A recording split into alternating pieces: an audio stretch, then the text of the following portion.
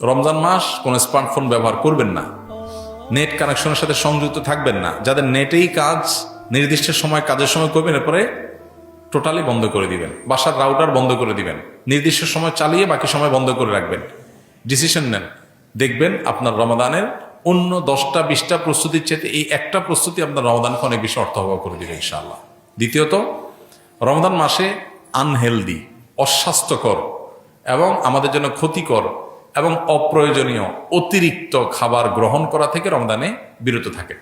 দুইটা জিনিস, এই দুইটা জিনিস যদি সঠিকভাবে করেন, আমার বিশ্বাস আপনার রমাদানকে আপনি অনেক সুন্দরভাবে কাটাতে পারবেন। এবাদত বন্দেগীতে আপনি স্বাদ পাবেন, তৃপ্তি পাবেন, স্পিরিচুয়াল যে আধ্যাত্মিক যে একটা প্রেরণা, শক্তি, এটা পাবেন।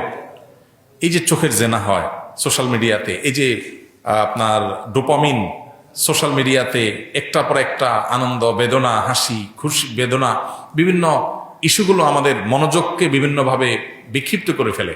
এরপর ইবাদতে মনোযোগ হয় না, না তারাবিতে মজা পাই, না রোজাতে, না তাহাজ্জুদে, না দোয়াতে, না তেলাওয়াতে কোনো মজা পাই। এগুলো থেকে আপনার সঠিক সুফলটা পেতে হলে আপনাকে নিয়ন্ত্রণ করতে হবে দুটা জিনিস। অনেক জিনিসের খোলাসা দুটা জিনিসের মধ্যে চলে আসবে। অতিরিক্ত খাদ্য গ্রহণ, অস্বাস্থ্যকর খাদ্য গ্রহণ না করে পরিমিত ভালো খাবার গ্রহণ করেন, স্বাস্থ্য ভালো থাকবে, ভেতর থেকে শক্তি পাবেন। আর খাবার যখন এলোমেলো হবে, ওইটা মানুষের আধ্যাত্মিক শক্তিকেও ধ্বংস করে দিবে। এবং তার সাথে মোবাইল ফোনের নিয়ন্ত্রণ, এই দুইটা জিনিস ডিসিশন নেন এবং আপনি লিখে রাখেন, ইনশাআল্লাহ হবে ইদনিল্লাহ আপনার জীবনের শ্রেষ্ঠ রমজান আপনি কাটাতে পারবেন এই দুইটা প্ল্যান করার মাধ্যমে।